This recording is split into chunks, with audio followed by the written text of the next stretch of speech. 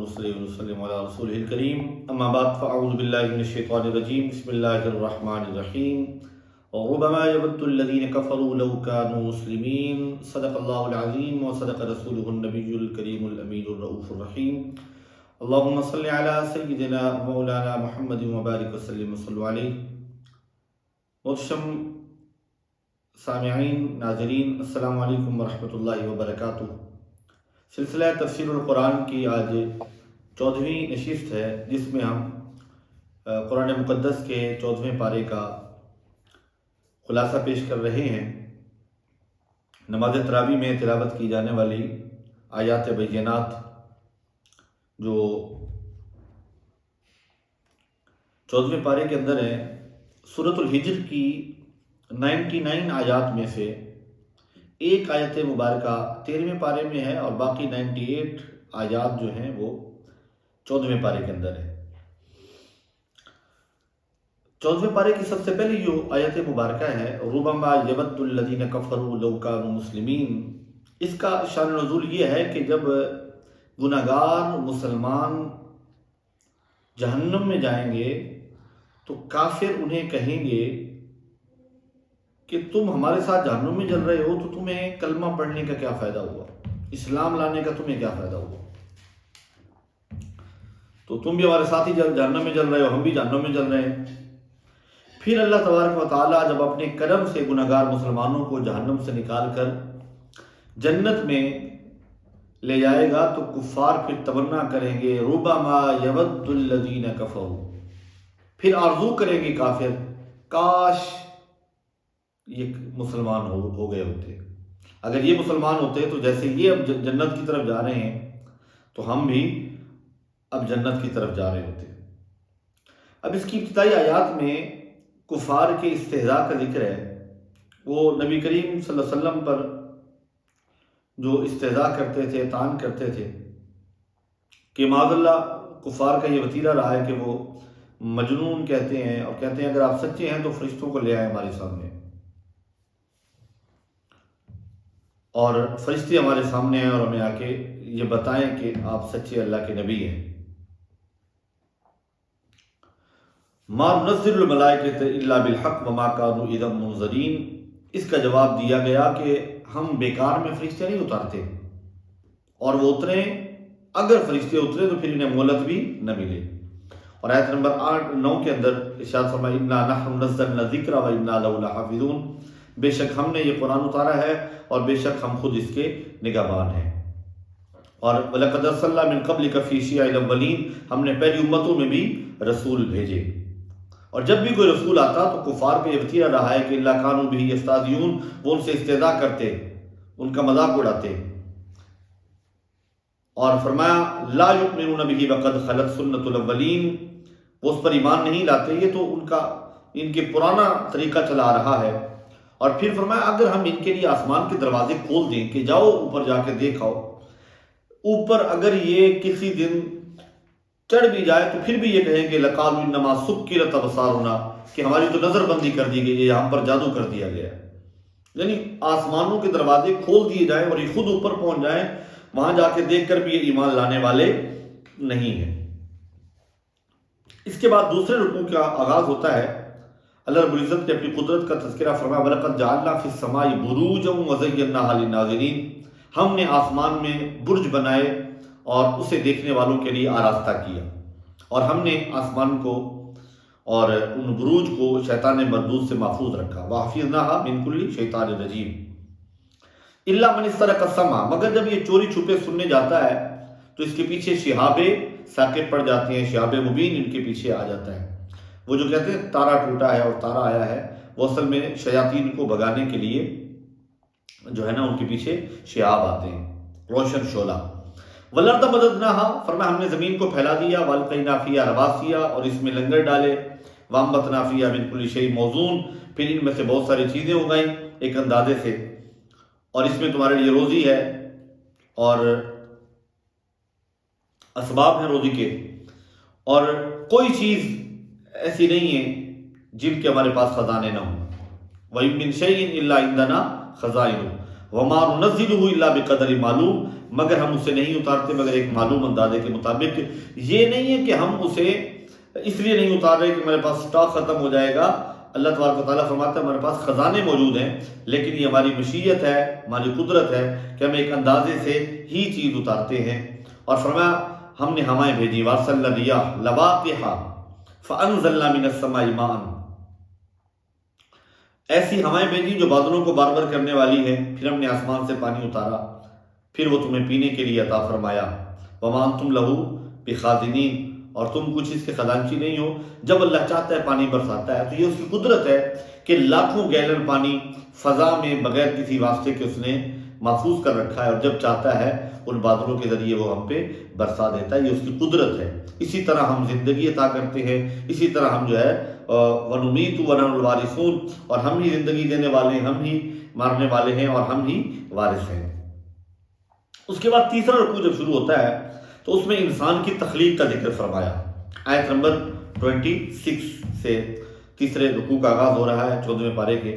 وَلَقَدْ خَلَقْنَا الْإِنسَانَ مِنْ صَلْصَالٍ مِنْ حَمَإٍ مَسْنُونٍ، بے شک ہم نے آدمی کو بجتی ہوئی مٹی سے بنایا، کھنکھناتی ہوئی، جو اصل میں ایک سیاہ اور بدبودار گارا تھی.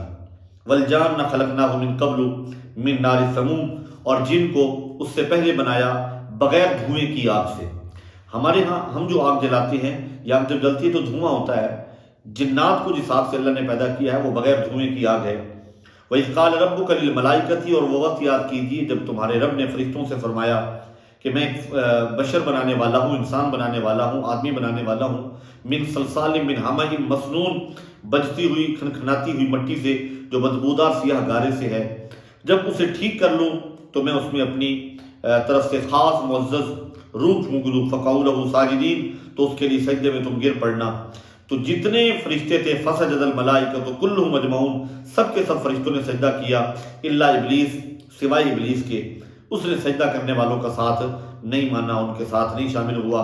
اب پوچھا یا ابلیس ما لک الا تکون مع الساجدین، ابلیس تجھے کیا ہوا ہے کہ تو سجدہ کرنے والوں کے ساتھ شامل نہیں ہوا، ان سے الگ رہا. اب وہ کہنے لگا لم اکل لاسجد لبشر خلقتہ من صلصال من حمأ مسنون، مجھے یہ کیسے زیب دے سکتا ہے، مجھے بالکل زیب نہیں دیتا کہ میں ایک بشر کو سجدہ کروں جسے تم نے ایک بجتی ہوئی کھنکھناتی ہوئی مٹی سے جو سیاہ بدبودار گارے سے تھی اس سے بنایا ہے. فرمایا فخرج فإنک رجیم، تو جنت سے نکل جا، تو مردود ہے. وإن علیک اللعنۃ الی یوم الدین، اور بے شک قیامت تک تجھ پر لعنت ہے. اب وہ اللہ کی بارگاہ میں عرض گزار ہوا شیطان، ربی فانظرنی الی یوم یبعثون، اے میرے رب تو مجھے مہلت دے اس دن تک جس دن تو دوبارہ ان کو اٹھائے گا، جس دن یہ اٹھائے جائیں. قال فإنک من المنظرین، فرمایا تو ان میں سے ہے جن کو مہلت دے دی گئی ہے، جا مہلت دے دی ہے، الی یوم الوقت المعلوم، ایک مقررہ وقت تک کے لیے. اب اس نے کہا قال ربی بما اغویتنی لأزینن لهم فی الارض ولأغوینہم اجمعین، اے میرے رب قسم اس کی کہ تو نے مجھے گمراہ کیا. اب یہ شیطان کہہ رہا ہے میں انہیں زمین میں جو ہے نا لفظ پر مجبور کروں گا، انہیں گمراہ کروں گا، اور ضرور میں ان سب کو گمراہ کر لوں گا. الا عبادک منهم المخلصین، مگر ان میں جو تیرے چنے ہوئے بندے ہیں. اللہ تعالیٰ نے فرمایا قال ھذا صراط علی مستقیم، فرمایا یہ سیدھا راستہ میری طرف آتا ہے. ان عبادی لیس لک علیہم سلطان، بے شک جو میرے بندے ہیں ان پر تیرا کوئی زور نہیں چلے گا. الا من اتبعک من الغاوین، سوائے ان گمراہوں کے جو تیرا ساتھ دیں گے. یعنی جو شیطان کا ساتھ دیں گویا شیطان انہیں گمراہ کر لے گا، اور جو رحمان کے بندے رہیں اللہ فرما رہا ہے فخر کے ساتھ کہ میرے بندوں پر تیرا زور نہیں چلے گا. اس کا مطلب یہ ہے کہ جب انسان شیطان کی پیروی کرتا ہے تو شیطان انسان کو گمراہ کر دیتا ہے. ہر وقت شیطان کے شر سے اللہ کی پناہ مانگنی چاہیے اور اللہ کی پناہ میں رہنا چاہیے. وَإِنَّ جَهَنَّمَ لَمَوْعِدُهُمْ أَجْمَعِينَ، اور بے شک جہنم ان سب کا وعدہ ہے، یعنی جو تو اور جو تیرے ساتھی ہوں گے. لَهَا سَبْعَةُ أَبْوَابٍ لِكُلِّ بَابٍ مِّنْهُمْ جُزْءٌ مَقْسُومٌ، فرمایا اس کے 7 دروازے ہیں اور ہر دروازے کے لیے اس میں سے ایک حصہ بنا ہوا ہے. ان المتقین فی جنات و عیون. اب چوتھا رکوع آیت نمبر 45 سے شروع ہو رہا ہے 14ویں پارے کا. تو فرمایا بے شک متقین ڈرنے والے اللہ کا خوف رکھنے والے باغات میں ہوں گے اور چشموں میں، باغوں اور چشموں میں، یعنی جنت میں ہوں گے. اور انہیں کہا جائے گا ادخلوھا بسلام آمنین، ان میں داخل ہو جاؤ سلامتی کے ساتھ امان میں. اور ہم نے ان کے سینوں میں جو کچھ کینے تھے سب کھینچ لیے. اخوانا علی سرر متقابلین، آپس میں بھائی ہیں تختوں پر روبرو بیٹھے ہوئے، یعنی وہاں قدورتیں نہیں ہوں گی، نفرتیں نہیں ہوں گی، کینہ نہیں ہوگا. جنت میں سب جنتی آپس میں روبرو بیٹھے ہوں گے. لا یمسہم فیہا نصب، انہیں کوئی تکلیف نہیں پہنچے گی. وما ھم منھا بمخرجین، اور وہاں سے وہ نکالے بھی نہیں جائیں گے. اب یہ جو آیت مبارکہ ہے آیت نمبر 48 اور 49 میں اللہ تعالیٰ ارشاد فرماتا ہے نبئ عبادی انی انا الغفور الرحیم، خبر دیجئے میرے بندوں کو بے شک میں بخشنے والا ہوں، مہربان ہوں. وَأَنَّ عَذَابِي، اب دونوں چیزیں اکٹھے ہیں. یعنی آیت نمبر 49 میں اللہ نے اپنے غفور الرحیم ہونے کا اعلان فرمایا، اور آیت نمبر 50 میں ساتھ ہی یہ فرمایا کہ میرا عذاب بھی بہت دردناک ہے. وَأَنَّ عَذَابِي هُوَ الْعَذَابُ الْأَلِيمُ، اور میرا عذاب دردناک عذاب ہے. تو جہاں اس نے اپنی رحمت کی بشارت دی ہے، اپنے غفور رحیم ہونے کی بشارت سے نوازا ہے، وہیں ساتھ میں یہ بتا دیا ہے کہ نافرمانوں اور سرکشوں اور باغیوں کے لیے میرا عذاب بھی بہت دردناک ہے.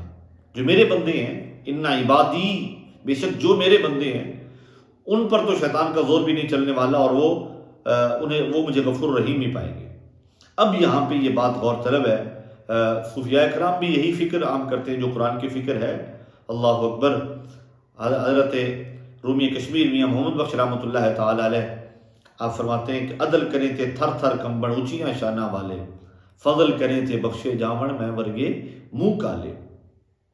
اور پھر اس کے بعد آیت نمبر 51 میں فرمایا وَنَبِّئْهُمْ عَنْ ضَيْفِ ابراہیم، انہیں ابراہیم علیہ السلام کے مہمانوں کا حوال سناؤ جب وہ اس کے پاس آئے اور کہنے لگے ہم آپ کو ایک لڑکے کی بشارت دیتے ہیں، بیٹے کی بشارت دیتے ہیں. نبشرک بغلام علیم، علم والے لڑکے کی. قال بشرتمونی علی مسنی الکبر، مجھے اب بشارت دینے لگے ہو، مجھے بڑھاپا آ گیا ہے. فرمایا یہ سچی بشارت ہے، آپ نا امید نہ ہوں. اور قال ومن یقنط من رحمت ربی، اللہ کے نبی فرماتے ہیں کون اللہ کی رحمت سے نا امید ہو سکتا ہے مگر وہی جو گمراہ ہوئے. قال فما خطبکم ایھا المرسلون، تو اللہ کے نبی نے ان سے پوچھا، جناب ابراہیم علیہ السلام نے، تمہارا کیا کام ہے اے فرشتوں بتاؤ. انہوں نے کہا انا ارسلنا الی قوم مجرمین، ہم قوم مجرمین کی طرف آئے ہیں، مجرموں کی طرف آئے ہیں. الا آل لوط، مگر لوط کے گھر والے. انا لمنجوہم اجمعین، ان سب کو ہم بچا لیں گے. وہ فرشتے وہ تھے جو قوم لوط پر عذاب لے کر آئے تھے، عذاب، اور یہ ادھر حضرت ابراہیم علیہ السلام کو بشارت دینے آئے اور آگے ان کے لیے عذاب کا پیغام لے کر آئے. لیکن جو آل لوط ہے، لوط علیہ السلام کی فیملی ہے، فرمایا وہ بچ جائے گی، ان پر عذاب نہیں ہوگا، باقی پوری قوم. اب ان میں کیا تھا، قوم لوط سرکش تھی، بدکار تھی، فحاشی ان میں بہت زیادہ عام تھی. ہم جنس پرستی کو شروع کرنے والی یہ قوم لوط ہی تھی، اور ان پر اللہ کا عذاب آیا، پتھروں کی بارش ہوئی اور وہ قوم نیست و نابود ہو گئی. الا امرأتہ قدرنا، لیکن ان کی جو بیوی ہے اسے ہم ٹھہرا چکے کہ وہ پیچھے رہ جانے والوں میں سے.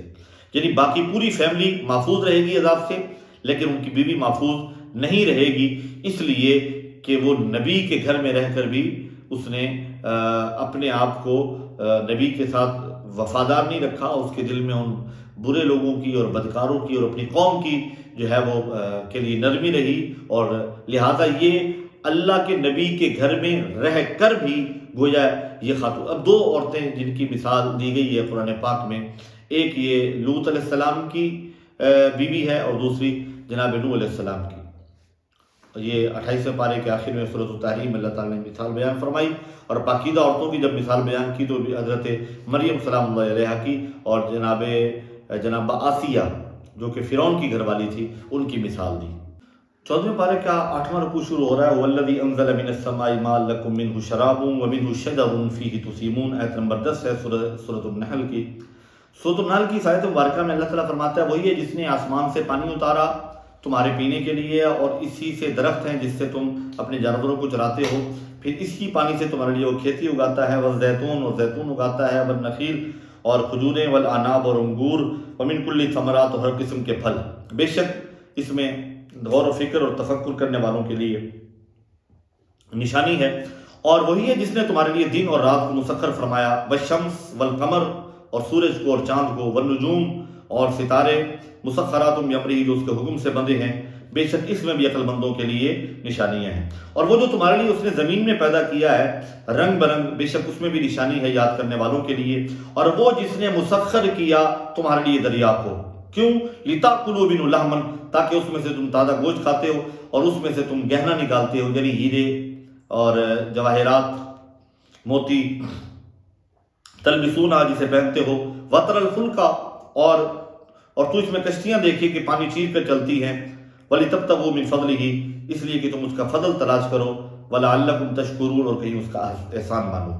وَأَلْقَىٰ فِي الْأَرْضِ رَوَاسِيَ اور اس نے زمین میں لنگر ڈالے کہ کہیں تمہیں لے کر نہ کانپے، اور ندیاں اور رستے تاکہ تم ہدایت پاؤ، وَعَلَامَاتٍ وَبِالنَّجْمِ اور نشانیاں، علامتیں اور ستارے، ہم یہتدون یعنی دریائی سفر میں، سمندری سفر میں اگر ستارے نظر نہ آئیں تو گمراہ ہونا، راستہ بھولنا اور بھٹکنا یہ لازمی ٹھہرتا ہے۔ تو فرمایا یہ نشانیاں بھی تمہارے لیے ہیں اور تمہیں راہ دکھانے کے لیے۔ افمن یخلق کمن لا یخلق، اب یہ کیسے ممکن ہے کہ برابر ہو جائے جو بنائے اور جو نہ بنائے؟ تو کیا جو بنائے وہ ایسا ہو جائے گا جو نہ بنائے؟ افلا تذکرون، تو کیا تم نصیحت حاصل نہیں کرتے، نصیحت نہیں مانتے؟ وَإِن تَعُدُّوا نِعْمَتَ اللَّهِ، یہ آیت مبارکہ اپنی زندگیوں میں شامل کرنے۔ سورۃ النحل کی آیت نمبر 18 نمبر آیت، اگر اللہ کی نعمتیں تم گننا چاہو، لا تحصوها تم شمار نہیں کر سکو گے۔ ان اللہ لغفور رحیم، بے شک اللہ بخشنے والا اور مہربان ہے، رحم فرمانے والا ہے، اور وہ جانتا ہے ما تسرون وما تعلنون، جو تم چھپاتے ہو اور جو کچھ تم ظاہر کرتے ہو۔ والذین یدعون من دون اللہ، اور اللہ کے سوا جن بتوں کی تم پوجا کرتے ہو، لا یخلقون شیئا وهم یخلقون، وہ کچھ بھی نہیں بناتے، انہیں بھی تم خود بناتے ہو، اپنے ہاتھوں سے بناتے ہو، وہ تو خود بنائے گئے ہیں، تخلیق کیے گئے ہیں۔ تو جو ہاتھوں کے بنائے ہوئے ہیں تم انہیں کیسے اللہ کا شریک ٹھہرا لیتے ہو؟ اموات غیر احیاء، مردے ہیں وہ زندہ نہیں ہیں، وما یشعرون انہیں خبر نہیں ہے، ایان یبعثون کہ کب اٹھائے جائیں گے۔ الہکم الہ واحد، یہ رکوع نمبر 9 شروع ہو رہا ہے، تمہارا معبود ایک ہی معبود ہے، یہ توحید کا درس ہی چل رہا ہے۔ اور جب ان سے کہا جائے ماذا انزل ربکم، تمہارے رب نے کیا اتارا ہے، تو آگے سے کہتے ہیں اساطیر الاولین، یہ تو پہلے لوگوں کی کہانیاں ہیں۔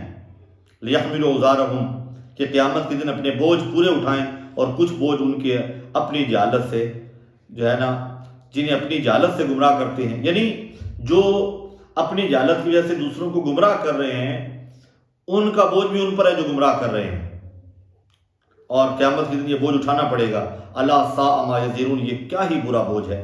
اس کے بعد رکوع نمبر 10 شروع ہوتا ہے، قد مکر الذین من قبلہم، بے شک ان سے اگلے لوگوں نے بھی فریب کیا تھا، تو اللہ نے فَأَتَى اللَّهُ بُنْيَانَهُمْ مِنَ الْقَوَاعِدِ فَخَرَّ عَلَيْهِمُ السَّقْفُ، تو اللہ نے ان کی اس عمارت کو بنیادوں سے ہی لے لیا، تو اوپر سے ان پر چھت گر پڑی، اور عذاب ان پر وہاں سے آیا، من حیث لا یشعرون، جہاں سے انہیں شعور بھی نہیں تھا اور ان کے وہم و گمان میں بھی نہیں تھا۔ اور قوموں پر عذاب آنے کا تذکرہ۔ اس کے بعد رکوع نمبر 10 میں فرمایا وقال الذین اشرکوا لو شاء اللہ، اور مشرک یہ بولے لو شاء اللہ، اگر اللہ چاہتا تو اس کے سوا ہم کسی کو نہ پوجتے، یعنی اپنے شرک اور اپنی نافرمانیوں کا جو ملبہ ہے وہ بھی اللہ کی جو ہے وہ مشیت پر ڈالنا چاہتے ہیں کہ یہ اللہ کی مشیت ہے۔ اب یہ سمجھ نہیں ہے انہیں، ہم اس پر پہلے بات کر چکے ہیں، مشیت اور ہے، رضا اور ہے، اور یہ تقدیر کے تقدیر پر ایمان نہ ہونے کی وجہ سے یہ سمجھتے ہیں کہ جو کچھ بھی ہے بس اللہ نہیں چاہتا تھا کہ ہم مشرک رہ جائیں، حالانکہ ایسا نہیں ہے۔ اس نے اچھائی اور برائی دونوں راستے بتا دیے، اور اچھا راستہ بتا دیا کہ یہ جنت کا راستہ ہے اور اس راستے پر چلو گے تو جہنم ہے، اور انبیاء کرام بھی آئے اور یہی تبلیغ فرمانے کے لیے آئے تاکہ لوگ گمراہی سے بچ جائیں۔ اس کے بعد رکوع نمبر 11 کے اندر فرمایا والذین ہاجروا فی اللہ من بعد ما ظلموا، جنہوں نے اللہ کی راہ میں اپنا گھر بار چھوڑ دیا اور صبر کیا، اللہ پر بھروسہ کرنے والے ہیں، اب ان کا تذکرہ کیا جا رہا ہے۔ پھر اس کے بعد فرمایا افامن الذین مکروا السیئات، تو کیا جو لوگ برے مکر کرتے ہیں اس سے نہیں ڈرتے کہ اللہ انہیں زمین میں دھنسا دے یا انہیں وہاں سے عذاب دے جہاں سے انہیں خبر بھی نہ ہو۔ آیت نمبر 57 میں اللہ تعالیٰ فرماتا ہے وَيَجْعَلُونَ لِلَّهِ الْبَنَاتِ سُبْحَانَهُ وَلَهُم مَّا يَشْتَهُونَ۔ اب کفار یہ کہتے تھے کہ فرشتے اللہ کی بیٹیاں ہیں، فرمایا یہ اللہ کے لیے بیٹیاں ٹھہراتے ہیں فرشتوں کو کہ یہ اللہ کی بیٹیاں ہیں، پاکی ہے اس کو اور اپنے لیے جو اپنا جی چاہتا ہے۔ دیکھیں عجیب بات ہے، اللہ کے لیے وہ ثابت کرتے ہیں کہ یہ فرشتے اللہ کی بیٹیاں ہیں۔ وَإِذَا بُشِّرَ أَحَدٌ بِالْأُنثَىٰ ظَلَّ وَجْهُهُ مُسْوَدًّا وَهُوَ كَظِيمٌ، اور جب ان میں سے کسی کو بیٹی ہونے کی خوشخبری سنائی جاتی ہے تو ان کا منہ کالا ہو جاتا ہے اور یہ غصہ کرتے ہیں۔ اب خود اپنے لیے یہ بیٹی ہونا اچھا نہیں سمجھتے اور کہتے ہیں کہ فرشتے اللہ کی بیٹیاں ہیں، تو سوال ان کے دماغ نہیں ہے، عقل نہیں ہے، ان کو سمجھ نہیں آتی کہ ان کے نزدیک تو بیٹیاں ناپسندیدہ ہیں، اور یہ کہتے ہیں کہ اللہ نے اپنے لیے بیٹیاں رکھی ہیں، تو کیا اللہ نے اپنے لیے پسندیدہ چیز رکھنی تھی یا ناپسندیدہ؟ یہ ان کے ذہن کے مطابق کہا جا رہا ہے۔ اسلام سے پہلے عورت کا کوئی مقام اور مرتبہ نہیں تھا، بیٹی کو زندہ درگور کر دیا جاتا تھا، باعث عار اور شرم سمجھا جاتا تھا۔ اسلام نے آ کر انہیں عزت سے نوازا، بیٹی کے روپ میں، ماں کے روپ میں، بیوی کے روپ میں، بہن کے روپ میں اسے عزتوں سے نوازا اور عورت کے حقوق کی بات کی ہے۔ تو یہ کافروں پر الزامی طور پہ یہ بات فرمائی گئی کہ تمہیں عقل نہیں ہے کہ تم اپنے لیے تو بیٹیاں ناپسند کرتے ہو اور کہتے ہو جو خالق اور مالک ہے تو اس اللہ کی، یہ فرشتے اللہ کی بیٹیاں ہیں تو اپنے لیے بیٹیاں رکھے گا، حالانکہ اس کی شان یہ ہے کہ وہ لم یلد ولم یولد ہے۔ اس کے بعد آگے کیا خوبصورت انداز ہے میرے رب کا، اور جس وجہ سے جو ہے نا اس سورت کی جو ہے وہ نام سورہ نحل پڑا، وَأَوْحَىٰ رَبُّكَ إِلَى النَّحْلِ، اور تمہارے رب نے شہد کی مکھی کو اعلان کیا کہ من الجبال بیوتاً، پہاڑوں میں گھر بنا، اور درختوں میں اور چھتوں میں، یعنی یہ جو اپنے گھر بناتی ہے یہ بھی اللہ اس کے دل میں ڈالتا ہے شہد کی مکھی کے۔ اور فرمایا تمہارے لیے تھوڑا سا پچھلی آیتوں کو دیکھتے ہیں تو آیت نمبر 66 میں اللہ رب العزت ارشاد فرماتا ہے 66 میں، فرمایا وَإِنَّ لَكُمْ فِي الْأَنْعَامِ لَعِبْرَةً، بے شک تمہارے لیے چوپایوں میں اور جانوروں میں بھی ایک نصیحت ہے۔ نُسْقِيكُم مِّمَّا فِي بُطُونِهِ، ہم تمہیں پلاتے ہیں اس چیز میں سے جو ان کے پیٹوں میں ہے، مِن بَيْنِ فَرْثٍ وَدَمٍ لَبَنًا خَالِصًا سَائِغًا لِلشَّارِبِينَ۔ کتنی عجیب بات ہے، ابھی بھی تم اللہ کو نہ مانو اور اس کی قدرت کو نہ مانو تو حیف ہی ہے کہ وہ رب ان جانوروں کے پیٹوں سے، جن جانوروں کو تم چارہ کھلاتے ہو، گھاس پھوس کھاتے ہیں، اور وہ گھاس کھانے کے بعد اور چارہ چرنے کے بعد ان کے پیٹ میں جا کر خون اور گوبر بنتا ہے، اور خون اور گوبر کے درمیان سے ہی جو رب تمہیں ستھرا اور خالص دودھ عطا فرماتا ہے، یہ بھی اس کی قدرت ہے، جس سے تم لذت کے لیے جو ہے نا وہ پینے والوں کے لیے وہ لذت ہے۔ تو فرمایا یہ اس میں بھی اللہ کی قدرت کی نشانیاں تمہیں نظر نہیں آتی۔ وَمِن ثمرات النخیل، اور کھجور، انگور، عناب، انگور، تتخذون منہ سکرا ورزقا حسنا، جس سے تم نبیذ بناتے ہو اور اچھا رزق، بے شک اس میں بھی نشانیاں ہیں عقل والوں کے لیے۔ پھر وہ وَأَوْحَىٰ رَبُّكَ إِلَى النَّحْلِ، شہد کی مکھی کا ذکر ہوا۔ ثُمَّ كُلِي مِن كُلِّ الثَّمَرَاتِ، پھر ہر قسم کے پھلوں میں سے کھاؤ اور اپنے رب کی راہ پہ چل تاکہ تیرے لیے نرم جو ہے راستے نرم رہیں اور راستے آسان رہیں۔ یخرج من بطونہا شراب مختلف۔ اب دیکھیں شہد کی مکھی کو یہ کہا گیا کہ پھلوں میں سے کھا اور راہیں چل۔ اب اس شہد کی مکھی کے پیٹ سے اللہ تعالیٰ رنگ برنگے مشروب نکالتا ہے، اور الوانہ فی شفاء للناس، رنگ مختلف ہیں پھلوں کے، پھولوں کے جنہیں وہ چوس کے آ رہی ہے، لیکن جب اس کے پیٹ سے شہد نکلتی ہے تو یک رنگی ہے، ایک رنگ کی ہے، اور اس میں لوگوں کے لیے شفا ہے۔ اگر شہد خالص ہو تو اس میں شفا ہے، کیونکہ میرے رب کے قرآن نے اعلان کر دیا ہے۔ اور وہی جس نے تمہیں پیدا کیا پھر تمہاری روح قبض کرے گا۔ اور پھر اس کے بعد اللہ تعالیٰ نے ارشاد فرمایا اللہ نے تمہارے جن سے تمہارے لیے عورتیں بنائیں اور تمہاری عورتوں سے تمہارے بیٹے بنائے، اور پھر پوتے نواسے، وَجَعَلَ لَكُم مِّنْ أَزْوَاجِكُم بَنِينَ وَحَفَدَةً وَرَزَقَكُم مِّنَ الطَّيِّبَاتِ۔ تو یہ اللہ تعالیٰ نے اپنی قدرت اتنی پرکیف، یہ سورہ مبارکہ ہے، جب آپ تلاوت کریں اور آپ کو اس کے مفاہیم پتہ ہوں تو پھر یقیناً آپ کو ایک عجیب سا لطف اور کیف محسوس ہوگا۔ اس کے بعد ہم دیکھتے ہیں اللہ رب العزت نے اس سورہ مبارکہ میں وہ آیت مبارکہ جو خطبے میں پڑھی جاتی ہے، آیت نمبر 90 ہے، 90 نمبر آیا ہے سورہ نحل کی، ان اللہ یأمر بالعدل والإحسان وإیتاء ذی القربى وینہی عن الفحشاء والمنکر والبغی یعظکم لعلکم تذکرون۔ حضرت عبداللہ بن مسعود فرماتے ہیں کہ خیر اور شر اس کے بیان میں جتنی جامع یہ آیت ہے، اس کی مثال کوئی اور نہیں ملتی۔ اسلام کا دشمن ولید بن مغیرہ بھی اس آیت مبارکہ کی تعریف کرنے پر مجبور ہو گیا۔ 6 چیزیں بیان ہوئیں، 3 کا حکم دیا گیا اور 3 سے روکا گیا۔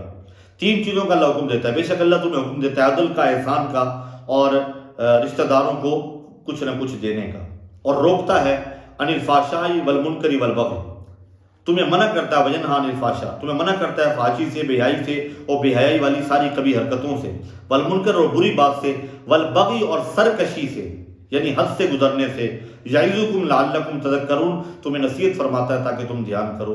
اتنی جامع آیت مبارکہ ہے اور اسے خطبے میں بھی حضرت عمر بن عبدالعزیز کے دور میں شامل کر لیا گیا اور آج تک یہ پڑھی جاتی ہے۔ فرمایا وَأَوْفُوا بِعَهْدِ اللَّهِ، اللہ کا عہد پورا کرو، اذا عَهْدتُم، جب تم قول باندھ لو، وَلَا تَنقُضُوا الْأَيْمَانَ، اور قسمیں مضبوط کر کے نہ توڑو۔ اور فرمایا اس عورت کی طرح نہ ہو جانا۔ کیا خوبصورت آیت ہے، کبھی کوئی موقع بنا تو پورا اس پر انشاءاللہ ایک موضوع سخن ہوگا اور پورا اس پر انشاءاللہ ایک نشست ہوگی۔ وَلَا تَكُونُوا كَالَّتِي نَقَضَتْ غَزْلَهَا، آیت نمبر 92 ہے، سورۃ النحل کی 14واں پارہ ہے۔ فرمایا اس عورت کی طرح نہ ہو جاؤ جس نے اپنا سوت مضبوطی کے ساتھ ریزہ ریزہ کر کے توڑ دیا۔ پہلے اس نے سوت کاتا اور جب تیار ہوا تو پھر توڑ دیا۔ تَتَّخِذُونَ أَيْمَانَكُمْ دَخَلًا بَيْنَكُمْ، اللہ اکبر۔ فرمایا کہیں ایسا نہ ہو، وہ پنجابی میں کہا جاتا ہے نا، وہ کیتی کرتی کتے کھوئے نہ پہ جائے، اور کہیں اعمال ضائع نہ کر بیٹھنا۔ وَلَا تَشْتَرُوا بِعَهْدِ اللَّهِ ثَمَنًا قَلِيلًا، اور اللہ کے عہد پر تھوڑے جو ہے نا وہ دام مول نہ لے لو۔ اور پھر اس کے بعد ہم دیکھتے ہیں کہ آخری جو رکوع ہے نا اس سورہ مبارکہ کا، اور اس پورے پارے کا بھی، اس میں حضرت ابراہیم علیہ السلام کا تذکرہ ہوا، اور اس میں وہ آیت مبارکہ ہے ادعو الی سبیل ربک بالحکمہ۔